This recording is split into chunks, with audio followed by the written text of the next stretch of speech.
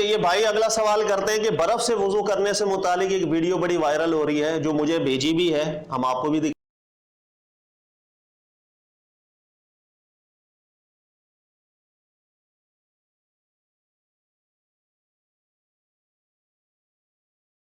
تو اس طریقے سے وضو کرنے کا ہمارے دین میں اجازت ہے یا نہیں ہے؟ میں اس کا جواب دے دیتا ہوں جی، پھر بات کوئی ایسا مسئلہ نہیں ہے، شروع سے علماء ڈسکس کرتے آئے ہیں، صحابہ میں مسئلہ ڈسکس ہوتا رہا، تابعین میں مسئلہ ڈسکس ہوتا رہا، مجتہدین میں مسئلہ ڈسکس ہوتا چلا گیا، اور چونکہ میں بار بار آپ کو ذکر کرتا ہوں ہمارے دین میں ایسے اصول قرآن سنت میں بیان کر دیے گئے ہیں کہ اس کے بعد علماء میں اجتہاد کی راہ ہمارے دین نے پیدا کر دی، علماء غور کرتے ہیں، فکر کرتے ہیں، اس کے نتائج قرآن سنت سے نکالتے چلے جاتے ہیں۔ برف سے وضو کرنا، یہ جو ویڈیو دکھائی گئی ہے اس طرح، آیا یہ جائز سے وضو ہو جائے گا یا نہیں ہو جائے گا؟ ہمارے اہل علم مجتہدین کرام کو دیکھیں گے، فقہ حنفی سے متعلق، شافعی، مالکی، حنبلی، چاروں فقہ کے اندر اس کے اندر دونوں اقوال آئے ہیں، یعنی دو طبقے علماء کے آئے ہیں۔ ایک طبقہ علماء کی اجازت دیتا ہے ایسا وضو ہو جائے گا، ایک طبقہ علماء کا ذکر کرتا ہے ایسا وضو نہیں ہوگا۔ میں دونوں کے استدلال پہلے آپ کو بیان کر دیتا ہوں، اس کے بعد میں آپ کو بیان کرتا ہوں کہ کون سی بات زیادہ مضبوط ہے کہ ہم اس پر عمل کریں۔ لیکن یہ مسئلہ تمام فقہ کے علماء میں اختلافی صورت ہی رہا ہے۔ فقہ حنفی کے اندر بھی امام ابو یوسف ہیں، اس کی اجازت دیتے رہے ہیں، فقہ شافعیہ کے اندر، مالکیہ کے اندر، حنبلی کے اندر کئی علماء اجازت دیتے رہے ہیں، کئی علماء منع بھی کرتے ہیں۔ استدلال دونوں کا کیا ہے میں وہ بیان کر دیتا ہوں۔ دیکھیے گا، ایک طبقہ فقہ حنفی کے اندر بھی امام ابو یوسف ہیں یا دیگر فقہ کے اندر بھی علماء ہیں، وہ استدلال کرتے ہیں کہ اگر ایک شخص ایسی ملک میں ہے جہاں برف باری ہوتی ہے، پانی گرم کرنے کی سہولت فی الحال اس کے پاس نہ ہو، جیسے رستے میں ہو،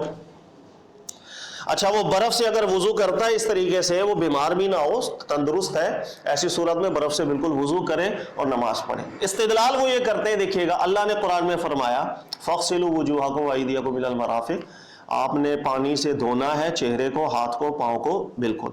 تو اصل وضو تو یہی ہے کہ ہم نے دھونا ہے اپنے چہرے کو، اور دھونا ظاہر ہے کہتے ہیں پانی سے، اس کے اندر پانی کے قطرے وغیرہ بہیں، برف سے قطرے تو نہیں بہیں گے، لیکن وہ یہ کہتے ہیں کہ برف پانی ہی اس کی اصل ہے، پہلی بات۔ دوسری بات، اللہ کے نبی صلی اللہ علیہ وسلم کی ایک حدیث میں واضح اشارہ موجود ہے کہ اگر ایسی کوئی صورتحال ہو جائے جہاں پانی لیکوڈ صورت کے اندر موجود نہ ہو تو برف بھی صلاحیت رکھتی ہے کہ وہ آپ کے جسم کو پاک کر دے، وضو کی صورت میں یا غسل کی صورت میں، اگر بیمار ہونے کا اندیشہ نہ ہو تو۔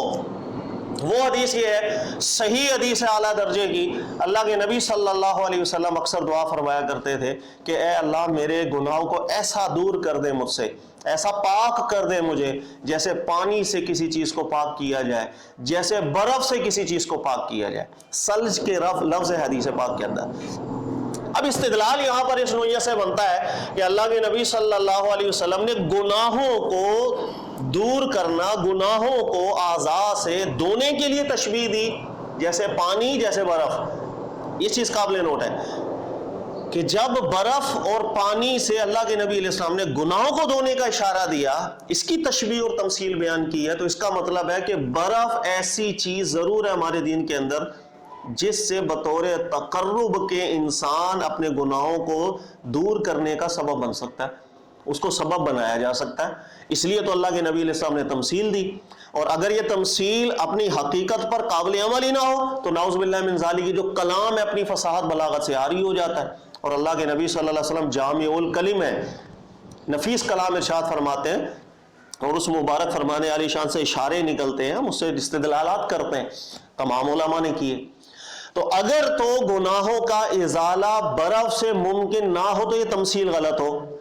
اچھا اگر تمثیل صحیح ہے تو اس کا مطلب ہے کہ برف ایسی چیز ضرور ہے کہ جو اس محل کے اندر بطور تقرب کے استعمال کی جا سکتی ہے، اور اگر ہم بولیں وضو اور غسل میں برف استعمال نہیں ہو سکتی تو بطور تقرب کے برف کہاں استعمال ہوگی، اور کوئی رائے ہی نہیں ہے۔ اس لیے کہ وضو کرتے ہیں تو حدیث کے اندر آیا کہ انسان کے گناہ جڑ جاتے ہیں، لہذا یہ حدیث اپنے اندر واضح طور پر ایک اشارہ رکھتی ہے کہ ثلج، برف جو ہے وہ کہیں نہ کہیں گناہوں کے ازالے کا سبب ہے، اور وہ گناہوں کا جو ازالہ ہے وہ وضو اور غسل کے اندر ہی متوقع ہے، اس کے علاوہ کوئی صورت ہے نہیں۔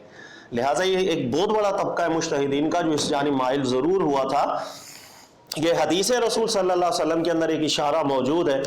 برف سے گناہوں کے ازالے کی تمثیل کا، جس سے ہم یہ سمجھ سکتے ہیں کہ اگر ایک انسان ایسی حالت کے اندر ہے، ایسی جگہ میں ہے جہاں پانی اویلیبل نہیں، پانی گرم کرنے کی سہولت فی الحال اس کے پاس اگر نہیں ہے، تندرست بھی ہے اور برف کو اپنے اعضاء کے اوپر اگر پھیر دے گا، بیمار ہونے کا بھی اندیشہ نہیں ہے، جیسے یہ ویڈیو کے اندر دکھایا گیا، ٹھیک ہے، اس کا آپ وضو مانیں گے، وہ نماز اپنی پڑھیں۔ اچھا، کئی دوسرے علماء ہیں جو یہ بیان کرتے ہیں، دیکھیے گا، وہ کہتے ہیں اللہ نے قرآن میں فرمایا فَغْسِلُوا وُجُوهَكُمْ، غسل کرنا ہے آپ نے چہرے کا، ہاتھوں کا، پیر کا۔ اور غسل عربی کے اندر کہتے ہیں پانی کو اس طرح بہایا جائے کہ پانی متقاطر ہو، یعنی پانی جس کو دھونے کی صورت پیدا ہو جائے،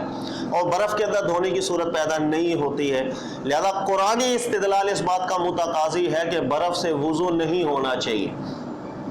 اچھا، پھر سوال ہے کہ حدیث میں سلج کا لفظ آیا ہے، تو یہ ذہن میں رکھ لیجئے گا، اگر ایک جگہ قرآنی استدلال عبارت النص سے موجود ہو، اس کے مقابلے کے اندر کسی روایت کے اندر، چاہے وہ صحیح سند کے ساتھ ہو، اگر کسی لفظ سے اشارت النص ایک حکم سمجھا جا رہا ہو، واضح حکم نہ ہو، ایک لفظ کے اشارے سے ہم سمجھ رہے ہوں، تو یہ اصول ذہن میں رکھ لیجئے گا، قرآنی استدلال ترجیح پاتا ہے، یعنی قرآن کے عبارت النص کو ہم ترجیح دیتے ہیں، روایت کے چاہے صحیح ہو، کسی لفظ کے اشارے سے سمجھا استدلال،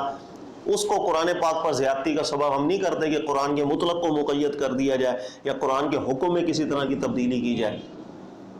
اور یہ استدلال، یہ جو اصول ہے، یہ بہت مضبوط ہے، ورنہ اگر آپ صرف روایات کی صحت کے اوپر اشارے نکال کے قرآن بدلنا شروع کر دیں تو پورا قرآن ہی بدل جائے، ایسا نہیں ہوتا ہے۔ استدلال کرنے کے لیے قرآن پاک کی اہمیت ہے،